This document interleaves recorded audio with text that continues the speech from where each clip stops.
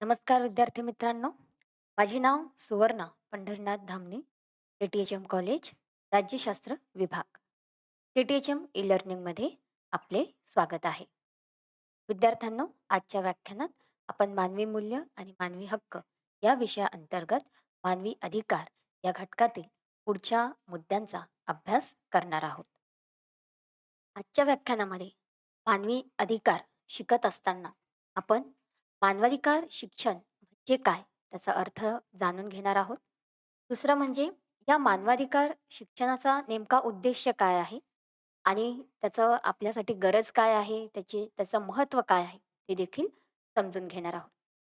तत्पूर्वी मागील व्याख्यानामध्ये आपण काय शिकलो त्याचा आढावा घेऊया. विद्यार्थ्यांनो, मागील व्याख्यानामध्ये आपण मानवी अधिकार म्हणजे काय, त्याचा अर्थ आणि त्याचं स्वरूप कसं आहे ते जाणून घेतलं होतं. जागतिक पातळीवर व्यक्ती विकासाच्या अनुषंगाने मानवी अधिकाराचं महत्त्व बघताना त्याची जाणीव एक वैश्विक स्वरूपाची बनलेली आहे. म्हणजे मानवी हक्कांचं संरक्षण करणं ही आजच्या मितीला प्रत्येक देशांमधली महत्त्वाची चर्चा ठरलेली आहे. पण तरीही मानवी हक्कांचं उल्लंघन जे आहे ते आपल्याला होताना दिसून येतं.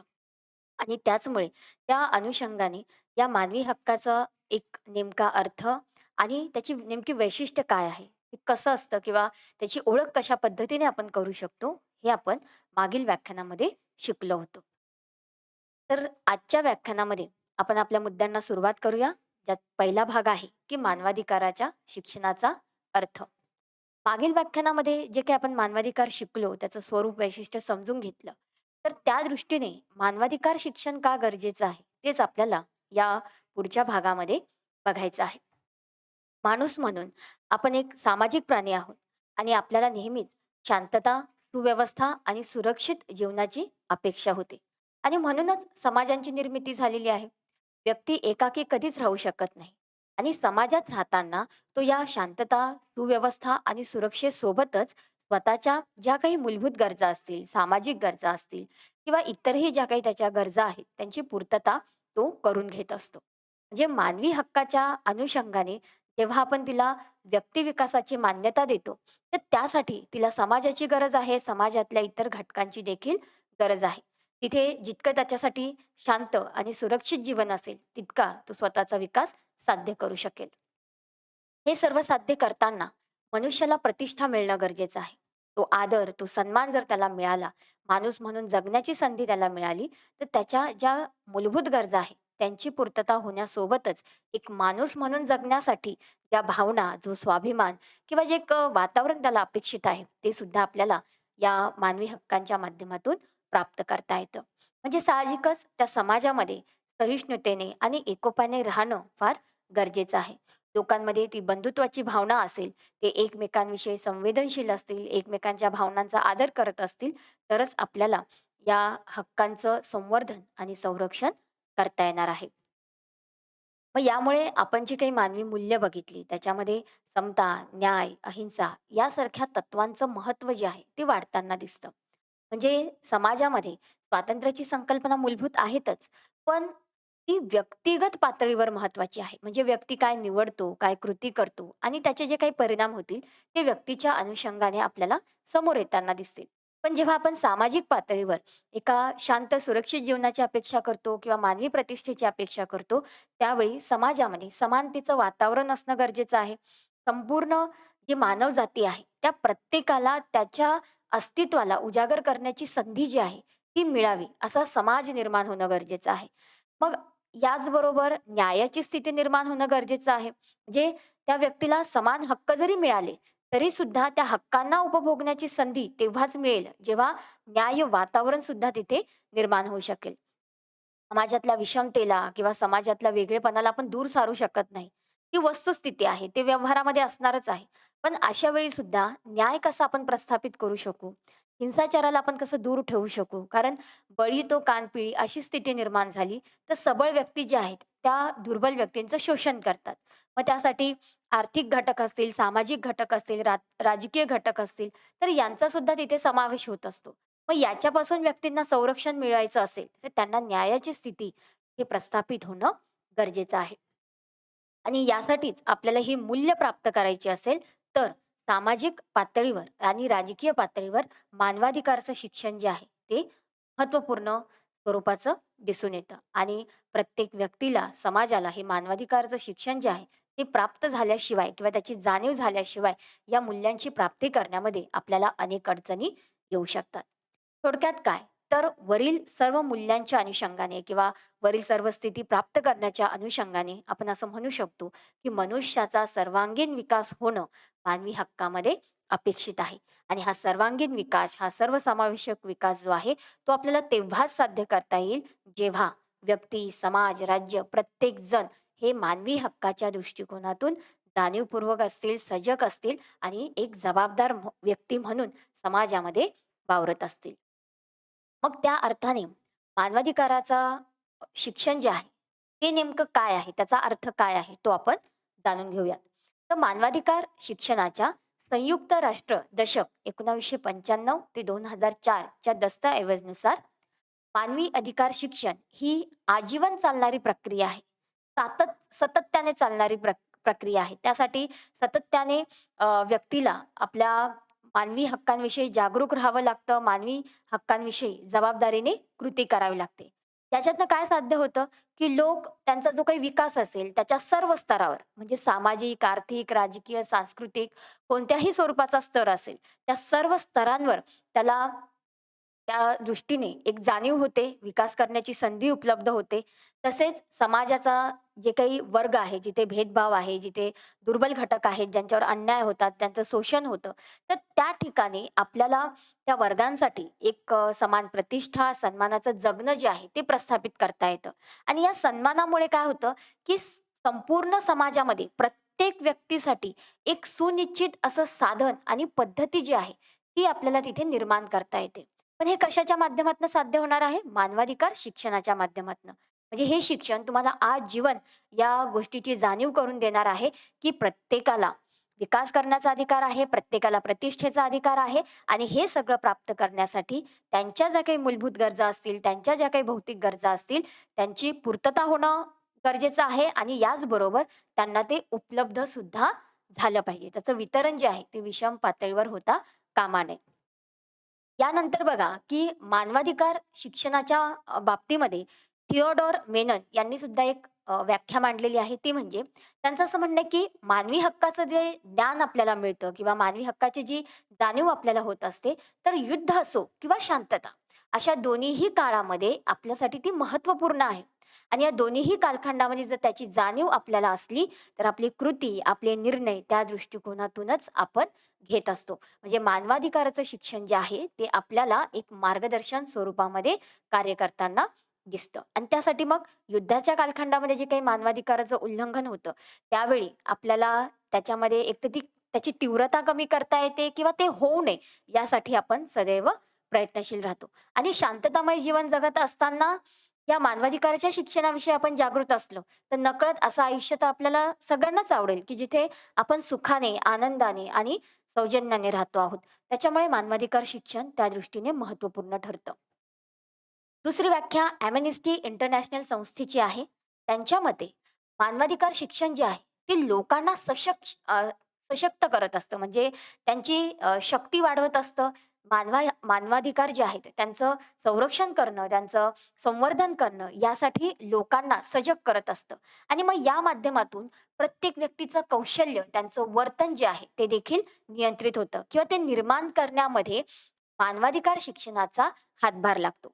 मग त्यातून काय होतं, की व्यक्ती, समाज, राष्ट्र, जग याच्यामध्ये प्रत्येक व्यक्तीला सन्मान तर मिळतोच, पण समानतेला प्रोत्साहन देखील त्या माध्यमातनं प्राप्त होत असतं. यानंतर पुढचा भाग आहे, की मानवी हक्काचं जे शिक्षण आहे, ते म्हणजे काय? तर ज्ञान, माहिती आणि कौशल्य यांची एक जाणीवपूर्वक देवाण होते.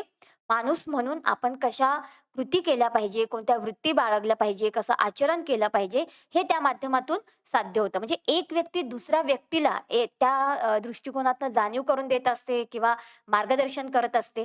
तर मग याच्यामध्ये काय होतं, की विचारांची देवाण पण होते, एकमेकांच्या दृष्टिकोनामध्ये पण बदल होतो आणि यातूनच आपण मानवी हक्काच्या संवर्धनासाठी आणि संरक्षणासाठी एक अशी जागतिक संस्कृती निर्माण करू शकतो, जिथे समान मूल्य असतील, समान विचार असतील आणि समान धारणा असतील. पुढची पण वाक्य आपण त्यामध्ये बघणार आहोत, की मानवाधिकारांचा आदर करणं, त्यांचं संरक्षण करणं आणि त्यांची पूर्तता करण्यासाठी जी राज्य आहेत, त्यांना अंतर्गत कायद्यासोबतच आंतरराष्ट्रीय कायद्याअंतर्गत सुद्धा मानवाधिकार शिक्षण जे आहे, ते आवश्यक आहे. आणि म्हणूनच त्यांची ही जबाबदारी आहे किंवा त्यांनी हे सुनिश्चित करणं आवश्यक आहे, की त्यांच्या देशामध्ये जे काही शिक्षण किंवा मानवाधिकारचं शिक्षण दिलं जातं आहे, तर त्याचा हेतू काय असावा? तर मानवी हक्कांचा आनंद बळकट करणं आणि मानवी व्यक्तिमत्वाचा पूर्ण विकास जो आहे तो आपल्याला साध्य करता येणं. पण ही जबाबदारी फक्त आपल्या घटनेच्या आधारावर किंवा मूलभूत हक्क, मार्गदर्शक तत्त्वे यांच्या आधारावर आपण तिथे त्यांना त्याची अंमलबजावणी करू शकत नाही. कारण ते कागदोपत्री एक भाग आहे. पण मुळात समाजामध्ये आणि व्यक्तीमध्ये हे सगळं रुजवायचं असेल, तर त्याच्यासाठी कोणता मार्ग असेल, तर तो म्हणजे शिक्षण. आणि मग या शिक्षणाच्या दृष्टिकोनातून प्रत्येक राज्याने हे सुनिश्चित करायचं आहे, की आपल्या देशातील मानवी हक्कांचं संरक्षण आणि संवर्धन जे आहे ते व्यवस्थितरित्या झालं पाहिजे. याबरोबरच सामाजिक स्तरावर मानवी शिक्षण जे आहे ते मानवी हक्कांचा आदर करणं आणि सुशासनावर आधारित लोकशाहीच्या शाश्वत आणि सहभागी स्वरूपाच्या स्थापनेसाठी योगदान देताना दिसतं. आणि ते नुसतं तिथे सहभागी नाही होते, तर त्याच्यामध्ये ते वाढ करत आहे, त्याच्यामध्ये वृद्धी करत आहे. म्हणजे मानवी शिक्षण जे आहे ते समाजासाठी एक सातत्याने करावी लागणारी गुंतवणूक आहे. म्हणजे आज केली आणि उद्या करायची गरज नाही अशातला भाग नाही. जन्मापासून मृत्यूपर्यंत व्यक्तीने जबाबदारीने समाजामध्ये वावरलं पाहिजे. आपण जी काही कृती करतो आहोत, त्या कृतीचे जे काही परिणाम समाजावर होणार आहेत, ते वाईट तर होत नाही ना, ही सुद्धा काळजी प्रत्येक व्यक्तीने घेणं गरजेचं आहे. आणि म्हणूनच जे मानवी अधिकार आहेत, ते या तत्वांना, या मूल्यांना महत्त्व देतं, ज्याच्या माध्यमातून आपल्याला आपल्या जगण्याचे मार्ग सापडतात किंवा जागतिक पातळीवर जे आपल्याला एक संघ जग निर्माण करायचं आहे, विविधतेत एकता प्रस्थापित करायची आहे आणि एक जागतिक संस्कृती जी काही निर्माण करायची आहे, ती आपल्याला साध्य करणं शक्य होणार आहे. म्हणूनच मानवी शिक्षण हे मानवी हक्काच्या दृष्टिकोनातनं आपल्याला महत्त्वाचं दिसतं. जिथे फक्त व्यक्ती आणि समाज यांच्यामध्ये ज्ञान, समज आणि कौशल्य याच्यामध्येच वृद्धी नाही करायची आहे, तर त्या देशामध्ये कायद्याचं राज्य असेल, लोकशाही शासन व्यवस्था असेल आणि यांच्यामध्ये सुद्धा सुशासन प्रस्थापित करायचं आहे. लोकांसाठी चांगलं शासन निर्माण करायचं आहे. जिथे लोकांचा त्या समाजामध्ये, त्या राज्यामध्ये सहभाग असेल, त्या निर्णय क्षमतेवर त्यांचा प्रभाव पडत असेल, त्यांच्या विचारांना, त्यांच्या मताला तिथे महत्त्व प्राप्त होऊ शकेल. मग त्या दृष्टीने हे शिक्षण किती महत्त्वपूर्ण आहे, हे आपल्या लक्षात येईल. अशा पद्धतीने मानवाधिकार शिक्षण आपण आपल्याला या दृष्टिकोनातनं आपण साध्य करू शकतो, की जिथे व्यक्ती कोणत्याही प्रकारचा भेदभाव पाळणार नाही, कोणत्याही प्रकारची विषमता राखणार नाही आणि भेदभावाशिवाय समाजामध्ये प्रामाणिकपणे आचरण करेल आणि स्वतःच्या कर्तव्याचं पालन करेल. दुसरं म्हणजे जेव्हा व्यक्ती स्वतःची भूमिका इतकी निष्पक्षपातीपणे किंवा प्रामाणिकपणे पार पाडेल, तेव्हाच आपण समाजाच्या स्वरूपात बदल करू शकतो. म्हणजे आज समाजामध्ये जी काही विषमता, भेदभाव किंवा एकमेकांविषयीचा दुरावा असेल, आर्थिक दरी जी काही निर्माण झालेली असेल किंवा ज्या काही इतर समस्या असतील, सामाजिक आणि आर्थिक स्वरूपाच्या, हे सगळं सोडवायचं असेल, तरच तर आपल्याला मानवाधिकार शिक्षण जे आहे ते आवश्यक आहे. आणि मग समाजाच्या स्वरूपामध्ये आपण जेव्हा म्हणतो, की बदल करायचा आहे, म्हणजे नव्या युगासाठी नव्या सामाजिक करारांची आपल्याला गरज पडणार आहे. मग हे आपण केव्हा साध्य करू शकतो? जेव्हा मानवाधिकाराचं शिक्षण जे आहे, ते आपण आत्मसात करू तेव्हा. म्हणजे आपली जाणीवा वाढतील, आपली जागृती वाढेल आणि मग आपण समाजामध्ये सुधारणा सुद्धा घडवून आणू शकू. आणि मग त्याच आधारावर मानवाधिकाराचं शिक्षण घेताना तुमच्या स्वातंत्र्याच्या संकल्पनेला सुद्धा मग तिथे महत्त्व प्राप्त होतं. कारण व्यक्तिपरत्वे, विचार बदलतात, त्याची नैतिकता बदलते, त्यांची मूल्य पण बदलतात किंवा त्यांच्याकडे बघण्याचा दृष्टिकोन बदलतात. मग व्यक्तिगत मूल्य जी आहेत किंवा व्यक्तिगत स्वातंत्र्य आहे, याच्यासोबतच सामायिक जी आपली मूल्य आहेत, त्यांच्यामध्ये आपण संतुलन कसं राखू शकतो, तेव्हाच आपण समाजामध्ये स्वातंत्र्य, न्याय, अहिंसा यासारख्या मूल्यांची वृद्धी जी आहे ती निर्माण करू शकतो आणि मनुष्यासाठी एक सुयोग्य वातावरण सुद्धा प्रस्थापित करू शकतो. यासोबतच मानवाधिकारचं शिक्षण जे आहे, हे आपल्याला लोकशाहीचे जे काही सिद्धांत आहे, ते प्रस्थापित करण्यासाठी मदत करतात. कायद्याचं शासन, कायद्याचं अधिराज्य किंवा कायद्यासमोर सर्व व्यक्ती समान आहेत. म्हणजे प्रत्येक व्यक्तीला न्याय प्राप्त व्हावा, त्या अनुषंगाने हे कायद्याचं शासन जे आहे, ते आपल्याला निर्माण करता येतं. आणि जसं आपण बघितलं, की लोकशाही शासन प्रस्थापित होण्याबरोबरच एक सुशासन प्रस्थापित करण्याच्या अनुषंगाने सुद्धा मानवाधिकारचं शिक्षण जे आहे, ते मदत करत आहे. मग त्या दृष्टीने आपल्याला समाजामध्ये सामाजिक न्यायाची प्रस्थापना जी आहे ती करता येऊ शकते. अशा स्वरूपात मानवाधिकार शिक्षण जे आहे हे आपल्याला साध्य करता येऊ शकतं. याच्यामध्येच मग आपल्याला असा समाज प्रस्थापित करता येईल जो शांत आहे, सुरक्षित आहे आणि तिथे स्थैर्य साध्य झालेलं आहे. पुढच्या मुद्द्यामध्ये मानवी मूल्य आणि मानवी अधिकार यामध्ये मानवाधिकाराचं जे शिक्षण आहे ते त्याचा नेमका उद्देश काय आहे किंवा त्याच्या माध्यमातून आपण काय साध्य करणार आहोत ते आपल्याला बघायचं आहे. बघा, मानवाधिकार शिक्षणाचा उद्देश काय आहे? तर समाजातले किंवा जगातली सर्व लोक जे आहेत त्यांचं मानवाधिकाराप्रती आदरास त्यांना प्रोत्साहन दिलं पाहिजे. म्हणजे प्रत्येक व्यक्तीचा स्वाभिमान राखला जावा, प्रत्येक व्यक्तीला आदर, प्रतिष्ठा आणि सन्मान मिळावी, यासाठी मानवाधिकार शिक्षण जे आहे ते आपल्याला प्रोत्साहन देत असतं किंवा मदत करत असतं.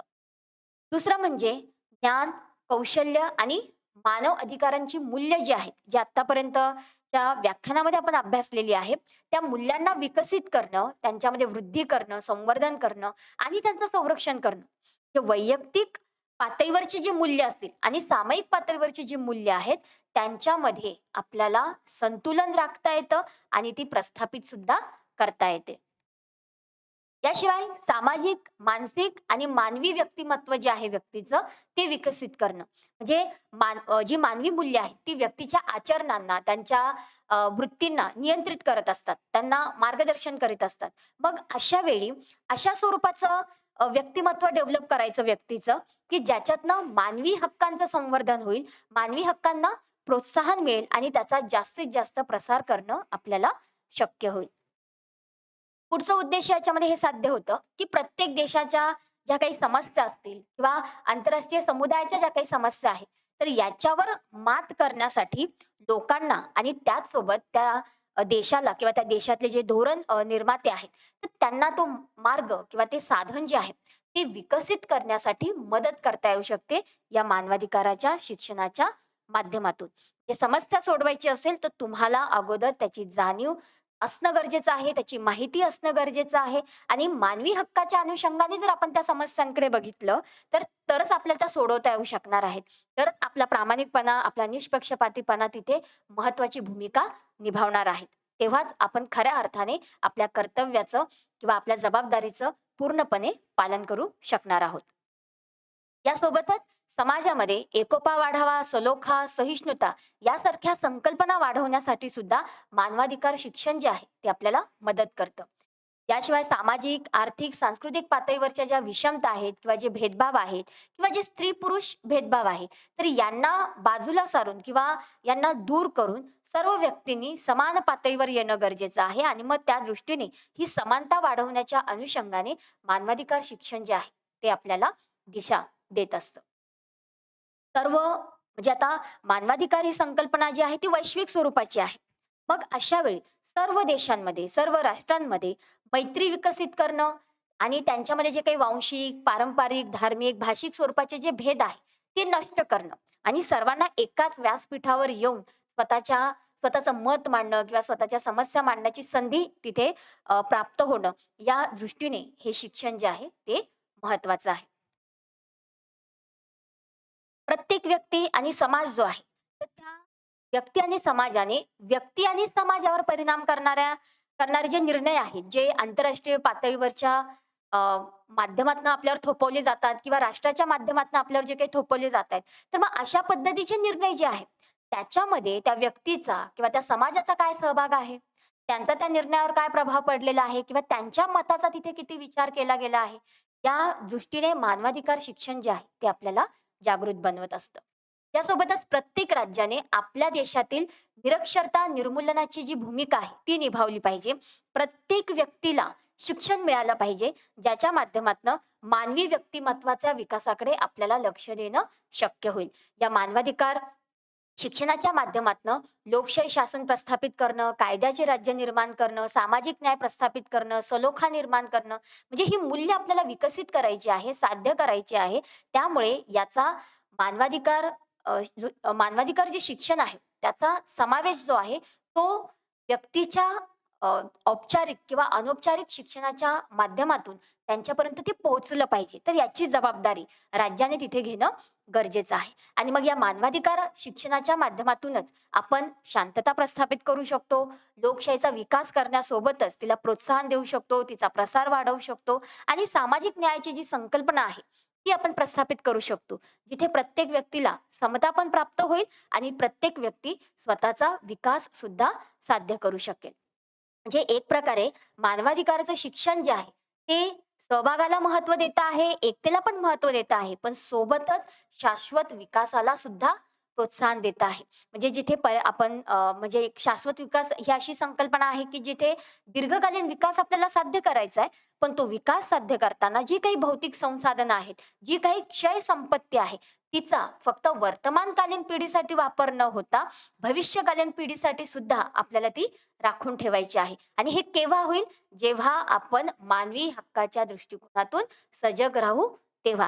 नाहीतर निसर्गाचे जे काही संसाधनं आहेत किंवा जे काही भौतिक साधनं आहेत, त्यांचा जर आपण खूप असं चंगळवादपणे वापर करून टाकलात, तर त्या माध्यमातून आपली भविष्य पिढी जी आहे, ती अंधारात जाऊ शकते. आणि आत्ताच्या स्थितीमध्ये श्रीमंत देश त्याचा पुरेपूर वापर करतात आणि गरीब राष्ट्रांना मात्र त्याच्यामध्ये वाटा फार कमी मिळतो. तर अशी अन्यायकारक परिस्थिती सुद्धा निर्माण होते. तर याची जाणीव होण्याचं काम जे आहे, ते आपल्याला मानवाधिकार शिक्षणाच्या माध्यमातून होत असतं. यासोबतच मानवाधिकार शिक्षणाच्या उद्देशामध्ये बघा, की त्याच्यामध्ये विविध प्रतिमान आहे आणि त्याच्यापैकी आता 3 प्रतिमान आपण बघणार आहोत. याच्या माध्यमातून मानवाधिकाराचं जे उद्दिष्ट आहे किंवा जे ध्येय आहे, ते आपल्याला साध्य करता येऊ शकतं. तर याच्यामध्ये पहिलं प्रतिमान काय आहे? मूल्य आणि जागरूकतेचे प्रतिमान. म्हणजे एक व्यक्ती म्हणून मानवी मूल्यांची तुम्हाला किती जाणीव आहे? तुमचं स्वातंत्र्य, समता, तुमचे विविधतेत एकता असेल किंवा तुमची प्रतिष्ठा असेल, तर यासारख्या मूल्यांकडे तुम्ही कोणत्या सजगतेने बघतात आणि सोबतच जे काही शिक्षण आपण घेतो आहोत, त्या शिक्षणाच्या माध्यमातून या मूल्यांविषयीची आपली विचार कक्षा जी आहे, क्षेत्र आहे, ती किती विस्तृत स्वरूपात होत आहे. मग त्यामुळेच तुमची जागरूकता किती वाढलेली आहे, तुम्ही किती सजग झालेले आहात. म्हणजे या प्रतिमानाच्या माध्यमातून तुमच्या जगण्याशी संबंधित असणारे घटक, तुमचे अनुभव, तुमचं शिक्षण किंवा समाजातल्या ज्या काही इतर घटनांशी, परिस्थितीशी तुमचा संबंध येतो. तर या माध्यमातून तुमची मूल्य आणि तुमची जागरूकता कशा स्वरूपाची असणार आहे, हे आपल्याला ठरवता येतं. आणि मग त्याच्यामध्ये मानवाधिकाराची जी संकल्पना आहे, शिक्षणाची जी संकल्पना आहे, ती इथे खूप महत्त्वाची भूमिका निभावते, की हे मानवाधिकारचं जे शिक्षण आहे, ते तुम्हाला त्या मूल्यांविषयी किंवा त्या जागरूकतेविषयी कशा पद्धतीने तयार करतं. दुसरा भाग, की मानवाधिकारचं शिक्षण मिळाल्यानंतर, त्याची जाणीव झाल्यानंतर तुमचं जे काही उत्तरदायित्व आहे किंवा तुमची जबाबदारी आहे, ती तुम्ही कशी पार पाडताय. म्हणजे व्यक्ती म्हणून आपल्या आसपास जे काही मानवाधिकारांचं उल्लंघन होत आहे, त्याचं तुम्ही निरीक्षण करू शकता का? आणि हे निरीक्षण करण्यासोबतच आपल्या समाजामध्ये जे काही शासकीय संस्था आहेत किंवा अधिकारी आहेत, तर त्यांना तुम्ही ती कृती करायला भाग पाडता का? किंवा त्यांची ती गोष्ट लक्षात आणून देता का? उदाहरणार्थ बघा, न्यायालयीन खटले असतील, आचारसंहिता असेल किंवा प्रसार माध्यमांसमोर तुम्ही कशा पद्धतीने सामोरे जातात. तर ह्या अशा काही कृती आहेत, की जिथे तुमचं उत्तरदायित्व आणि तुमच्या जबाबदारीचे प्रतिमान जे आहेत, ते आपल्याला पडताळून पाहता येतात. तिसरा भाग याच्यामध्ये येतो, की रूपांतरित प्रतिमान. मग आता तुम्हाला जर तुम्ही निरीक्षण करायला लागलेले आहात किंवा मानवाधिकाराच्या दृष्टिकोनातून तुम्ही शासन संस्था, अधिकारी किंवा जसं आपण त्या न्यायालयीन खटला असेल, आचारसंहिता सारख्या ज्या कृती आहेत, तर याच्यामध्ये जर तुमचा समावेश होतोय, तर सोबतच तुम्ही तुमच्या आसपास त्या मानवी हक्कांचं उल्लंघन किंवा मानवी हक्क याचं निरीक्षण करून तुम्हाला ते ओळखता येतायत का? तुम्ही त्याचा अर्थ लावू शकता का? आणि त्याच सोबतच जे काही दुर्बल असतील, स्त्रिया असतील, अल्पसंख्याक असतील, ह्यांच्यावर जर अन्याय होत असेल, तर त्यावेळी तुम्ही तिथे रिएक्ट करता का? तुम्ही तिथे त्याविषयी मत मांडता का? आणि मत मांडण्यासोबतच तुम्ही त्या परिस्थितीला बदलण्यासाठी प्रयत्न करता का? तर या सगळ्याच कृतींचा समावेश रूपांतरित प्रतिमानामध्ये आपल्याला पडताळून पाहता येतो. तर अशा पद्धतीने मानवाधिकाराचं जे शिक्षण आहे, त्याचे उद्देश आणि ती उद्दिष्ट साध्य करण्याची जी काही प्रतिमानं आहे, या माध्यमातून आपल्याला मानवी हक्काविषयीचं एक सुयोग्य वातावरण निर्माण करण्यामध्ये व्यक्ती आणि समाजाची काय जबाबदारी आहे, त्याचा अनुमान जो आहे तो लावता येतो.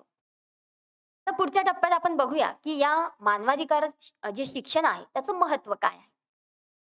तर सुरुवातीला बघा, महत्त्व सांगण्या अगोदर एक अशी स्थिती सांगते आहे, की ज्याच्या माध्यमातून तुम्हाला कळेल, की नेमकं मानवी हक्काची गरज काय आहे आणि मग मानवी हक्कांच्या पुढे जाऊन आपल्याला त्या मानवाधिकाराचं शिक्षण जे आहे ते इथे बघायचं आहे.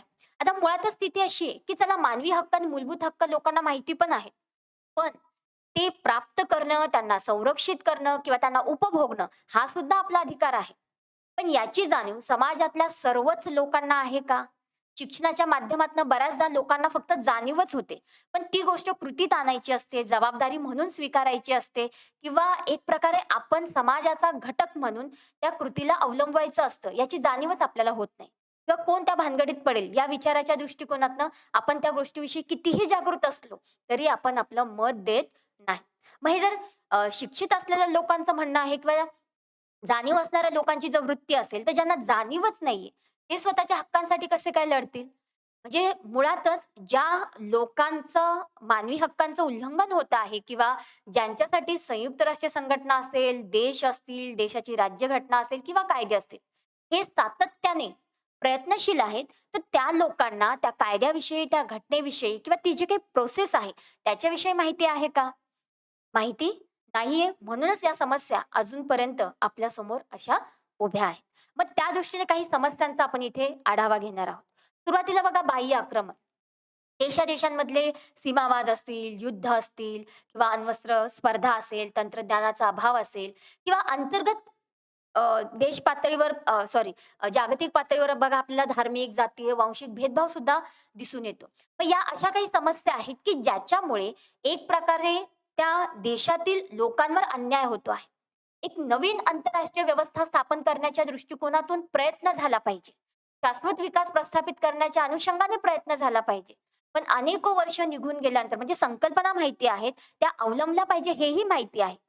मग उपाययोजना असून सुद्धा त्या अवलंबल्या जात नाही. कारण जे बडे देश आहेत किंवा जे पाश्चिमात्य देश आहेत, त्यांची त्या माध्यमातनं उदासीनता आपल्याला दिसून येते आणि यामुळे जे गरीब देश आहेत, अविकसित, विकसनशील देश आहेत, त्या देशातल्या लोकांच्या मानवी हक्कांचं उल्लंघन होताना दिसून येतं.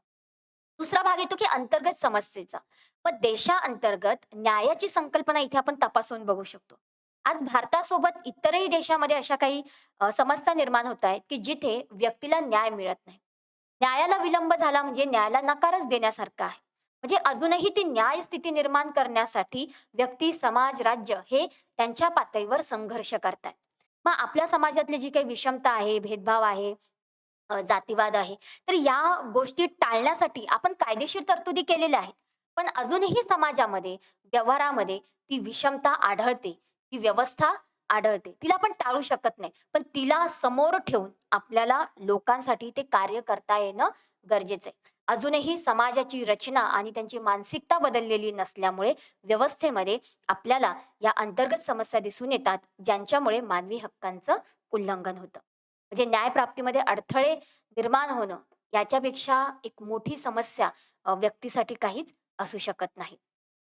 नंतर आणखीन विविध समस्या आहेत ज्यांचा देशांतर्गत किंवा जागतिक पातळीवर आपण विचार करू शकतो. म्हणजे जातीय व धार्मिक स्वरूपाच्या दंगली असतील किंवा एक मूलतत्ववाद जो आहे, धार्मिकतावाद जो आहे, तो आपल्याला जागतिक पातळीवर बघायला मिळतो आणि त्याच्या माध्यमातनं अनेको देशांमध्ये हिंसाचार असतील, नागरी युद्ध जे आहेत, यासारख्या समस्या आपल्याला दिसून येतात. म्हणजे त्या देशातली शांतता आणि सुव्यवस्था जी आहे, ती तिथे कुठेतरी इफेक्ट होत असते. यासोबतच बघा गरिबी आहे, हिंसाचार आहे, पर्यावरणीय समस्या आहेत, बेरोजगारी आहे, वाढती गुन्हेगारी आहे, शेतकरी आत्महत्या आहेत. तर अशा अनेको समस्या आहेत, ज्या आपल्यासमोर निर्माण झालेल्या आहेत. मग या निर्माण होण्याचं कारण काय? एक तर तेच की पाश्चिमात्य राष्ट्रांचा एक उदासीनता आहे. एक नवीन आंतरराष्ट्रीय व्यवस्था निर्माण करण्याच्या दृष्टिकोनातून. दुसरं म्हणजे ज्या काही मूलभूत आपली भौतिक संसाधनं आहेत, यांचं वितरण जे आहे ते असमान पद्धतीने होतं. म्हणजे श्रीमंत देश जे आहेत ते त्याचा एक प्रकारे खूप वापर करतात आणि मग गरीब, अविकसित किंवा विकसनशील जे राष्ट्र आहेत किंवा तिसरं जग जे आहे, त्यांना ती संसाधनं समान स्वरूपामध्ये प्राप्त होत नाही. त्यांच्याकडे तंत्रज्ञानाचा अभाव आहे किंवा त्यांच्याकडे मदत नाही. मग अशा वेळी त्यांच्यामध्ये एक वाढती आर्थिक दरी जी आहे, ती आपल्याला या माध्यमातून दिसून येते. म्हणजे एक प्रकारे जागतिक पातळीवर मूलभूत गरजांचा अभाव ही सुद्धा त्या समस्येचा एक भाग आहे, ज्याच्या माध्यमातनं आपल्याला मानवी हक्कांचं उल्लंघन होताना दिसून येतं. मग आता याच्यामध्ये हे मानवी हक्कांचं उल्लंघन का होतंय? कारण देश आहे, राज्यघटना आहेत, कायदे आहेत आणि नागरिक म्हणून प्रत्येक व्यक्तीला मूलभूत अधिकार पण प्राप्त झालेले आहेत. या मूलभूत अधिकारांचा पाया काय आहे? तर मानवी अधिकार. मग तरी सुद्धा या सगळ्या समस्या का निर्माण होत आहेत? मग त्याच्यामध्ये बघा, आपली राजकीय इच्छा इच्छा असेल किंवा निष्पक्षपाती धोरणं असतील, कार्यक्रम असतील, तर यांची भूमिका तिथं त्या दृष्टीने तितकी सावध किंवा तितकी सजग दिसत नाही. यासोबतच ज्या काही स्वयंसेवी संस्था आहेत किंवा प्रसार माध्यम आहेत, यांची भूमिका सुद्धा याच्यामध्ये खूप महत्त्वाची आहे. म्हणजे मानवाधिकाराचं शिक्षण असेल किंवा मानवी हक्कांचा आपल्याला प्रसार करायचा असेल, तर सुरुवातीला आपल्याच देशातल्या लोकांची राजकीय इच्छा, त्यांची धोरणं, त्यांची कार्यक्रमं ही मानवी हक्कांच्या अनुषंगाने तितकी प्रभावी स्वरूपामध्ये असली पाहिजे. आणि यासोबतच ज्या स्वयंसेवी संस्था आहेत, त्या जागतिक पातळीवर अजूनही चांगल्या पद्धतीने काम करतात. मग याच्यामध्ये बघा Amnesty इंटरनॅशनल असेल किंवा ह्युमन राइट वॉच असेल, यासारख्या ज्या संघटना आहेत, या मानवी अधिकारांविषयी सजग पण आहेत. त्या दृष्टीने जिथे मानवी हक्कांचं उल्लंघन होत आहे, तिथे ते लक्ष देतात. तिथे त्या लोकांच्या म्हणजे जगाच्या ती गोष्ट लक्षात आणून देतात, की कोणकोणत्या देशामध्ये कशा पद्धतीने मानवी अधिकारांचं उल्लंघन होत आहे. याशिवाय त्या देशातल्या लोकांसाठी मानवाधिकाराचं शिक्षण कसं प्राप्त होईल, त्या दृष्टीने ते कसे जागरूक होतील, याच्यासाठी सुद्धा ते काम करतायत. पण तरीही ह्या ज्या काही समस्या निर्माण होत आहेत, या समस्या त्यांच्या कार्यामध्ये अडथळे निर्माण करतात आणि या पुढे जी काही प्रसार माध्यमं आहेत किंवा सोशल मीडिया आहेत, याच्या माध्यमातून सुद्धा मानवी हक्कांचं तेवढं संवर्धन, संरक्षण होणं गरजेचं आहे, त्यांचा प्रसार होणं गरजेचं आहे. तर त्याच्यामुळे प्रसार माध्यमांच्या माध्यमातून या दुर्बल घटकांची असेल किंवा हे जे दुर्लक्षित घटक आहेत, त्यांच्या समस्या जगापुढे आल्या पाहिजे. समस्या जोपर्यंत आपण मान्य करणार नाही, तोपर्यंत आपण ती सोडवू शकत नाही. म्हणजे जर आपण डोळेझाकपणे एक्सेप्ट केलं, की सगळं ठीक आहे, सगळं चांगलं आहे, व्यवस्था चांगली आहे, कायदे चांगले आहेत, पण खऱ्या परिस्थितीला जर आपण इग्नोर केलं, तर आपण ती समस्या कधीच सोडवू शकत नाही. समस्या सोडवण्याची पहिली पायरी हीच आहे, की तुम्हाला ती समस्या मान्य करावी लागेल. थोडक्यात काय, परिवर्तन करायचं असेल, तर सुरुवातीला गडबड आहे किंवा समस्या आहे, हे आपल्याला तिथे स्वीकारावं लागणार आहे. तरच तुम्ही ते परिवर्तन करू शकणार आहात. आणि मुळातच मानवाधिकाराचं शिक्षणामध्ये त्याचं महत्त्व बघताना हे परिवर्तनाच्या अनुषंगाने जी वास्तव स्थिती आहे, ती आपल्याला तिथे स्वीकारणं गरजेचं आहे. तर मानवी अधिकाराची जाणीव आणि शिक्षणाचा अभाव याच्यामध्ये असल्यामुळेच आपल्याला या समस्या ज्या आहेत, त्या जागतिक पातळीवर आणि सामाजिक पातळीवर दिसून येतात. यासोबत बघा, जागतिक पातळीवर पुराणमतवादी आणि उदारमतवादी वैचारिक संघर्ष दिसून येतो. यासोबतच जे मूलतत्ववादी आहेत किंवा जे धर्मवादी आहेत, अशा देशांमध्ये शिक्षणावर निर्बंध टाकण्यात आलेले आहेत. मग जिथे शिक्षणावर निर्बंध असेल, तिथे मूल्यांचा प्रसार कसा काय होईल? तिथे मानवी हक्कांचा प्रसार कसा काय होईल? तर त्या दृष्टीने इथेही अडथळा निर्माण होते. यासोबतच जे काही अनेको तिसरे जग आहेत, त्यांना ज्यांना पाश्चिमात्य देशांचे कायदे असतील, त्यांचे मूल्य असतील किंवा जे मानवाधिकारांच्या संदर्भातल्या ज्या त्यांच्या संकल्पना आहेत, ते याला ते काय करतायत? विरोध करतायत. यांना ते नाकारतायत. म्हणजे कुठेतरी मानवी अधिकार म्हणजे काय? तर सांस्कृतिक आपली जी मूल्य आहेत किंवा सांस्कृतिक जी आपली ओळख आहे, आपलं जे वेगळेपण आहे, त्या व्यवस्थेला हानी पोहोचवण्याचं ते एक राजकीय शस्त्र आहे. अशा स्वरूपामध्ये त्याच्याकडे बघितलं जातं आणि म्हणूनच मानवी हक्कांच्या उल्लंघनामध्ये आपल्याला वाढ झालेली दिसून येते. म्हणजे आता इथे भाग असा आहे, की परिवर्तन करायचं असेल तर स्वीकारणं गरजेचं आहे आणि ते स्वीकारलं गेल्याशिवाय तुम्हाला परिवर्तन करता येणार नाही. म्हणूनच मानवाधिकार शिक्षणाची पहिली अट हीच आहे, की मानवाधिकार शिक्षण सुरुवातीला तुम्हाला परिवर्तनाची जी संकल्पना आहे ती स्वीकारायला भाग पाडतं. ती एकदा तुम्ही स्वीकारलं, की तुमच्या पुढच्या प्रोसेसला सुरुवात होऊ शकते. जे मानवाधिकाराचं शिक्षण व्यक्तीला ज्ञान, कौशल्य आणि त्याच्या विचारांच्या बाबतीमध्ये इतकं प्रगल्भ करत असतं, की ती व्यक्ती मानवी अधिकारांच्या दृष्टिकोनातून प्रवीणता निर्माण करते. त्यानंतर व्यक्तिगत स्वातंत्र्याच्या अनुषंगाने ती जी काही निवड करेल, कृती करेल, तर त्याच्या परिणामांना सुद्धा ती तपासून बघते. तेही मानवी हक्कांच्या दृष्टिकोनातून. मग या माध्यमातून व्यक्तीला हे मानवी मूल्य, मानवी हक्क जे आहेत, ज्यांचं शिक्षण त्यांना मिळालेलं आहे, ज्यांची जाणीव त्यांना झालेली आहे, त्या माध्यमातून त्यांची अंमलबजावणी होणं गरजेचं आहे आणि जे काही निर्णय आपण घेतो आहोत, त्या निर्णयांमध्ये या मानवी हक्कांचा समावेश होणं गरजेचं आहे. म्हणजे व्यक्तिगत पातळीवर तुम्ही जी काही कृती कराल, जे काही निर्णय कराल, त्याचे परिणाम तपासून बघणं किंवा त्याच्यामुळे समाजाला, व्यक्तीला कोणाला हानी तर पोहोचत नाहीये ना, याची जेव्हा जाणीव जाणीव आपल्याला तिथे होते, तेव्हा खऱ्या अर्थाने हे शिक्षण जे आहे, ते आपल्याला तिथे निर्माण झालेलं दिसून येतं. यासोबतच बघा, की मानवी हक्काची एक सार्वत्रिक घोषणा झालेली आहे. जे मानवी हक्काचा वैश्विक जाहीरनामा जो 10 डिसेंबर 1948 रोजी संयुक्त राष्ट्र संघटनेच्या माध्यमातून पॅरिस म्हणजे फ्रान्स येथे त्याची घोषणा झालेली आहे आणि त्याच्यामध्ये व्यक्तीच्या मूलभूत हक्कांचं संरक्षण किती आवश्यक आहे, त्याची मांडणी झालेली आहे. त्याचे जे काही 30 कलमं त्यांनी मांडलेले आहेत आणि पुढे जाऊन सामाजिक, नागरिक आणि आर्थिक स्वरूपाचं त्याचं वर्गीकरण पण केलेलं आहे. म्हणजे प्रत्येक वेळी एक घोषणेच्या अनुषंगाने त्या मानवी हक्कांना सुरक्षित आणि त्यांचं संवर्धन करण्याच्या अनुषंगाने संयुक्त राष्ट्र संघटना नेहमीच प्रयत्नशील राहिलेली आपल्याला दिसून येते. आणि मग याच्यासोबतच 1995 ते 2004 हे दशक जे आहे, ते संयुक्त राष्ट्र संघटनेने मानवाधिकार शिक्षणाचं दशक घोषित केलेलं आहे. मानवाधिकार शिक्षण जे आहे, ते मानवी हक्काच्या संरक्षणासाठी आणि संवर्धनासाठी आवश्यक आहे आणि त्याचं महत्त्व संयुक्त राष्ट्र संघटनेने मान्य केलेलं आहे. आणि यासाठी युनेस्को संघटनेची जी काही भूमिका आहे, ती सुद्धा खूप महत्त्वाची आहे. या मानवी हक्काच्या शिक्षणामध्ये वाढ करणं, त्याचा प्रसार करणं, लोकांपर्यंत ते पोहोचवणं, याची जबाबदारी युनेस्को संघटनेने स्वीकारलेली आहे. आणि मग त्या आधारावर देश पातळीवर, प्रादेशिक पातळीवर अनेको प्रकल्प असतील, कार्यक्रम असतील, तर यांच्या माध्यमातून लोकांमध्ये ती जागरूकता निर्माण करणं, लोकांमध्ये त्या मानवी मूल्यांच्या अनुषंगाने किंवा त्यांच्या अंमलबजावणीसाठी लोकं प्रेरित होतील, त्यासाठी प्रयत्न जे आहेत, ते ही संघटना करत असते. तर अशा स्वरूपामध्ये सारांश स्वरूपामध्ये आपण समजून घेऊया, की आजच्या व्याख्यानामध्ये आपण काय शिकलो. तर मानवाधिकाराविषयीचे जे मतभेद आहेत, आज देश पातळीवर जसं व्यक्तिपरत्वे नैतिकता बदलत असेल, तर प्रत्येक देशाची जी भूमिका आहे मानवी अधिकाराकडे बघण्याची, तर त्याच्याविषयी सुद्धा मतभेद आहेत. म्हणजे बऱ्याचदा आपण जेव्हा अण्वस्त्र स्पर्धा यासारख्या गोष्टीचा आपण अभ्यास करतो किंवा याच्याविषयी चर्चा करतो, तर एका बाजूला इतकी अ, संहारक शस्त्रांची आपण निर्मिती केलेली आहे, की त्याच्यापैकी एक जरी फुटला तरी लाखो लोकांचे जीव त्याच्यामध्ये जाणार आहेत किंवा पर्यावरणावर त्याचे खूप विपरीत परिणाम होणार आहेत किंवा पिढ्यानपिढ्या त्याचे परिणाम जसं हिरोशिमा आणि नागासाकी या देशांवर अनुभव पडल्यानंतर असं म्हणतात, की आजही त्यांच्या त्या पिढ्यांमध्ये जे काही दोष आहेत ते निर्माण झालेले आहेत. मग अशी शस्त्र आपण का सांभाळतो आहोत? का निर्माण करतो आहोत? किंवा का त्याच्या चाचण्या करत आहोत? म्हणजे मानवाधिकार तिथे आपण संकल्पना देणार, की आम्हाला संरक्षणासाठी त्याची गरज आहे.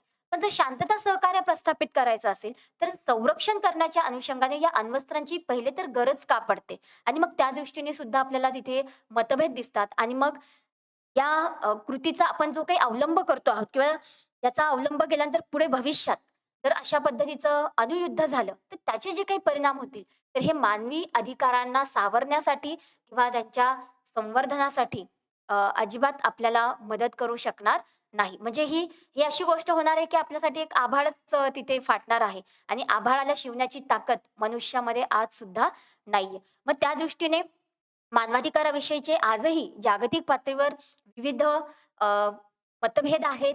एकमेकांविषयी अविश्वास आहे. जे विकसित श्रीमंत राष्ट्र आहेत, त्यांचं दुटप्पी धोरण दिसून येतं. म्हणजे जर पर्यावरणाच्या हानीविषयी विचारलं, तर हे श्रीमंत राष्ट्र असं म्हणतात, की गरीब आणि विकसनशील राष्ट्र जे आहेत, ते चुकीच्या पद्धतीने विकास साध्य करतायत आणि त्याच्यामुळेच पर्यावरणाची हानी होते आहे. म्हणजे त्यांचं एक असं आहे, की आमच्यामुळे ती हानी होत नाही. त्याच्यामुळे विकासाच्या बाबतीत जेव्हा मर्यादा लावणं ही भाग येत असेल किंवा जी आपण म्हणतो, की नवीन आंतरराष्ट्रीय व्यवस्था प्रस्थापित करायची आहे, तर अशा वेळी श्रीमंत राष्ट्रांनी जो काही पुढाकार घेणं अपेक्षित आहे, तर तिथे ते पुढाकार घेत नाही, तिथे त्यांची उदासीनता दिसून येते. आजही जागतिक पातळीवर लोकशाहीचं महत्त्व कितीही मान्य केलं गेलं असलं, तरी सुद्धा बऱ्याच देशांमध्ये लोकशाही शासन प्रणालीचा अभाव दिसून येतो. त्याचा प्रसार झालेला नाहीये किंवा फक्त एक शासन प्रणाली म्हणून तिचा स्वीकार झालेला आहे. अंतर्गत स्वरूपामध्ये नागरिकांसाठी, समाजासाठी मानवी हक्कांच्या दृष्टिकोनातून कोणतीही कृती तिथे अवलंबली जात नाही. फक्त एक साचा जो आहे तो लोकशाहीचा आहे. पण अंतर्गत स्वरूपामध्ये मात्र जी उद्दिष्ट साध्य होणं गरजेचं आहे, ती झालेली नाहीयेत. आणि याच्यामुळेच आपल्याला देशादेशांमध्ये, व्यक्तींमध्ये, समाजामध्ये एक वाढती आर्थिक दरी सुद्धा दिसून येते, आर्थिक विषमता दिसून येते, ज्या माध्यमातनं व्यक्तीचा दर्जा जो आहे, तो प्रभावित होत असतो. ते जर माझ्या मूलभूत गरजांची पूर्तता झाली नाही, तर माझा सामाजिक दर्जा कधीच सुधारणार नाही. मग अशा वेळी मला ती संधी मिळणं गरजेचं आहे. आणि ही जी विषमता आहे, आर्थिक दरी असेल किंवा ही जी सामाजिक विषमता आहे, ती मला ती संधी मिळूच देत नाही. आणि हे मानवी अधिकाराच्या संरक्षणाच्या मार्गातले मुख्य अडथळे आहे. मग याला उपाय हा आहे, की मानवाधिकाराचं जे शिक्षण आहे, त्या माध्यमातून समाज जागृत झाला पाहिजे. कारण मानवी हक्कांबद्दल जागृत असलेला समाजच आपल्या हक्कांच्या अंमलबजावणीसाठी सरकारकडे, राज्याकडे मागणी करू शकतो. त्यांच्याकडे डिमांड करू शकतो त्या गोष्टीची आणि त्यासाठी मग मानवाधिकारात शिक्षण जे आहे, ते महत्त्वाची भूमिका निभावतात. एक व्यक्ती, समाज स्वतःच्या जीवनावर जे काही परिणाम होत आहेत किंवा स्वतःसाठी जे काही त्याला निर्णय घ्यायचे आहेत, तर मग त्यासाठी राज्यांना तो कसा प्रभावित करू शकतो? तर त्या दृष्टीने त्याची भूमिका महत्त्वाची आहे आणि ही भूमिका तेव्हाच प्रभावी होईल, जेव्हा त्या व्यक्तीला मानवी हक्काचं शिक्षण मिळेल. जे मानवाधिकार शिक्षणाने काय होतं, राज्य व जनता ही मानवी हक्कांबाबत सतर्क बनते आणि मग या माध्यमातनं व्यक्ती सहभागाची भूमिका अशी निभावते, की जिथे आपल्याला एकोपा पण साध्य करता येतो, व्यक्ती सौजन्याने पण राहते, एकमेकांच्या समस्या पण सोडवू शकते आणि जी काही शाश्वत विकासाची संकल्पना आपण बघितली, तर त्या संकल्पनेला सुद्धा तिथे आपल्याला प्रस्थापित करता येऊ शकतं. पण हे तेव्हाच होईल, जेव्हा राज्य आणि जनता त्यांच्या हक्कांबद्दल सजग राहील आणि त्या प्रतिमानांनुसार तो स्वतःच्या कृतीचा अवलंब प्रत्यक्षामध्ये करू शकेल. मग याच्यामध्ये शुमाकर यांनी एक छान एक वाक्य म्हटलेलं आहे, की छोट्यामध्ये सुंदरता आहे. म्हणजेच काय? तर मानवी हक्क जे आहेत, ते वैश्विक विचार आहे. पण आपल्याला कृती जी करायची आहे, ती स्थानिक स्वरूपाची करायची आहे. जरी मानवी हक्कांचं उल्लंघन जागतिक प्रश्न असले, तरी सुद्धा त्यांना सोडवण्याची जबाबदारी ही प्रत्येक व्यक्तीची आहे. मग आता एक मानवी हक्काची जर मला जाणीव होत असेल, तर याचा अर्थ असा थोडीच आहे, की मी दुसऱ्या देशांमध्ये जाऊन, ज्या देशांमध्ये मानवी हक्कांचं उल्लंघन होत आहे, तिथे मी स्वतःचं योगदान दिलं पाहिजे.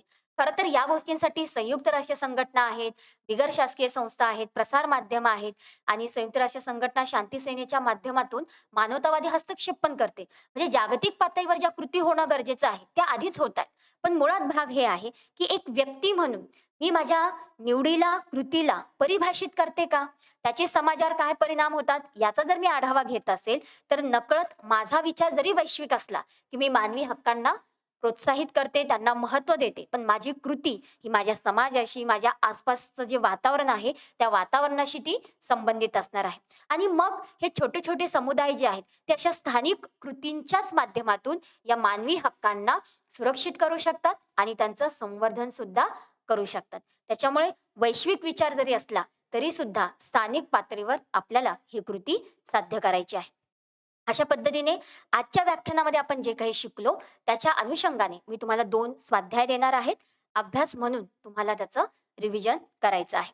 तर पहिला स्वाध्याय आहे, मानवी अधिकार शिक्षणाचे उद्देश विशद करा आणि दुसरा म्हणजे मानवी अधिकार शिक्षणाचे महत्त्व लिहा. पुढच्या सत्रामध्ये आपण खालील मुद्द्यांचा आढावा घेणार आहोत. पहिलं म्हणजे मानवी अधिकारामध्ये नेमका अधिकार म्हणजे काय? ही संकल्पना आपण समजून घेणार आहोत आणि प्राचीन काळापासून आधुनिक काळामध्ये त्याचा विकास कसा झालेला आहे, यासोबतच या अधिकारांचे प्रकार काय पडतात? त्या प्रत्येक प्रकारांच्या माध्यमातून कोणती गोष्ट स्पष्ट होते, हे सुद्धा आपण समजून घेणार आहोत. धन्यवाद.